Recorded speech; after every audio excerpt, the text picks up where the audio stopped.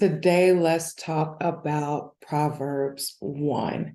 We're going to be leaning into verses 20 through 25. However, before we start on this journey together, I want to make sure that we all understand that Proverbs comes with such richness. Many call it the book of wisdom, but I believe that the whole Bible is the book of wisdom. But there are some key wisdom books in the Bible, or as we call them also our poetic literature. Proverbs is one of those. And the book of Proverbs is really wisdom that's given in short, simple terms. That's really what it is. It's wisdom that's given to us in the Bible in short, simple terms. We should be able to read it and it not be hard for us to really get knowledge, wisdom, learning, and understanding from it. Also, you have the book of Ecclesiastes. It is also a wisdom book, but that one is based on observation and experience. So as we prepare to journey, I want you to think about all these books, be reading these books. So again, Proverbs is the wisdom that's given in short, simple terms. And then Ecclesiastes is the wisdom that's based on observation and experience. And even when I think about Job, Job is wisdom that's based on the experience of suffering and injustice. And if you've ever read in the book of Job, you know exactly what I'm talking about. But the key about all these books, especially those 3 of the 5 poetic literature in the Bible, these 3 all lean to an understanding and conclude that God knows best. And I believe that today, that simply God knows best, and it's encouraging us to follow his will. And so as we take this journey over the next 31 days of looking at just some of the key texts in these wisdom books or in this wisdom book of Proverbs, it's important for us to know what this whole book really is about. And it tells us after we've gotten all of this, the main thing is that we need to get an understanding.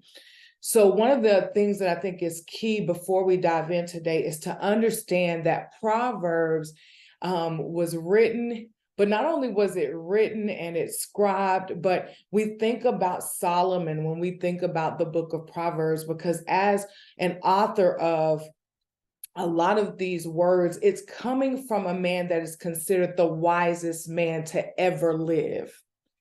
Did you hear what I said? It's coming from someone that was considered to be the wisest man that ever lived, but he is releasing this instruction through the book of Proverbs to basically speak to sons to say, I've got to come back and leave you with wisdom, because although I was the wisest man to ever live, I ended up still turning away from God. Wow, I've got to let that settle a little bit. So although he was considered to be the wisest man that ever lived, he's saying, but I still found myself, although I was blessed, although I was wise, I still found myself leaning to my own understanding. And I ended up going down a path that ended up leading me into a place of destruction. So he leaves this wisdom with us. So I'm hoping that all of us will grab onto this wisdom from this wise man, given this instruction that was based on his knowledge, based on his experience, so that now you and I can avoid the same foolish mistakes that he made. That's what makes this book so rich.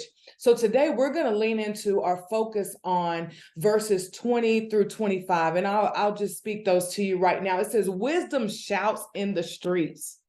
She cries out in the public square or in the marketplace. That's what wisdom does.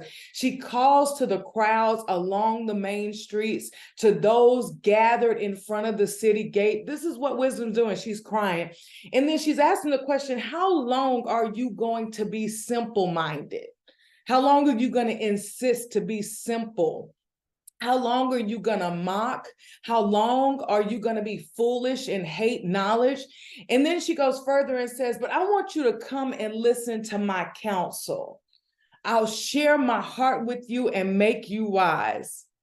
I called you so often, but you wouldn't come. I reached out to you, but you paid me no attention. You ignored my advice and you rejected the correction that I offered. Y'all know I love the Bible so much because it just speaks in a language as if you and I are having a conversation right now. So wisdom comes across in this first book, in this first chapter of Proverbs, and it's already speaking to us and saying it's wisdom, and it has a voice of like a female or a feminine voice. It speaks as if this woman is going out into the street and she's loud and she's crying out loud, and she's saying, you're going to hear me because I'm very clear and I'm very present. Because not only does she shout in the street, the Bible says, but she does it in a public place. And not only is this a public place, it calls it a public place or a marketplace or in the public square. So we know that wisdom is visible. If I was in church, I'd say, repeat after me. Wisdom is visible. It's in the place or in the space that everybody in the community needs to go at some point. You need to go into the marketplace to get your groceries. You need to go get your hair cut. You need to run to Walmart and pick up any and everything that you can find. And a shout out to all my Target lovers as well. But wisdom is accessible, and anyone and everyone who really wants to hear or gain wisdom, the Bible is telling us here that she's accessible. Wisdom is available. She's not limited. So here we see already that Solomon is trying to let us know that I want you to get this understanding because wisdom is not far from you.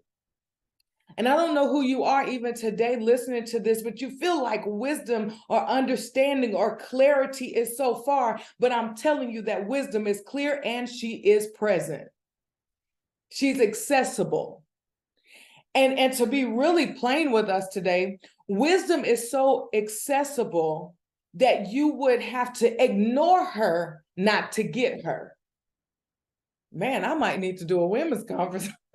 You would have to ignore her not to get her, because the Bible says in verse 20 that wisdom, she is calling, she is shouting in the street. And you know, you and I right now, if we were in the middle of a public space and all of a sudden somebody starts screaming and shouting, our attention would turn unto them. We would have to choose to ignore the sound. And wisdom is shouting. It says not only is she shouting, but she's shouting in a place and in a space where there's people everywhere.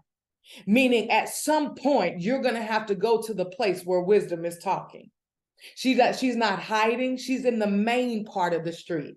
She's in the public. She's in the crowded area. It even says that she's in front of the gate. She's at the entry point. But then wisdom says in verse 22, she says, but how long are you going to be simple? And I'm not calling anybody simple today. Maybe I'm just talking to me, but simply means that you're uninformed, that we're ignorant, we're naive, or we're unexperienced in somewhere. But wisdom is saying here in Proverbs 1, how long are you going to choose to be uninformed? How long are you going to choose to be ignorant? How long are you going to choose to be naive or unexperienced? Because you and I have a place and a space to go to, and that is wisdom. It also says, how long are you going to mock? How long are you going to be foolish and hate knowledge? And I don't know about you, but there has been many a time in my life where wisdom has been staring me in the face and I ignored it. My goodness. Wisdom has been crying in my ear. Wisdom has woken me up or awakened me out of my sleep, and I still tried to ignore it. But I'm telling you today that wisdom is clear and present, and it says it right here in Proverbs 1. And I'm going to leave you with this because verses 23 and 25 says, come, because that's what wisdom is doing. I'm doing that with you today as you're listening in to Proverbs 1 and 23. Come and listen to her counsel.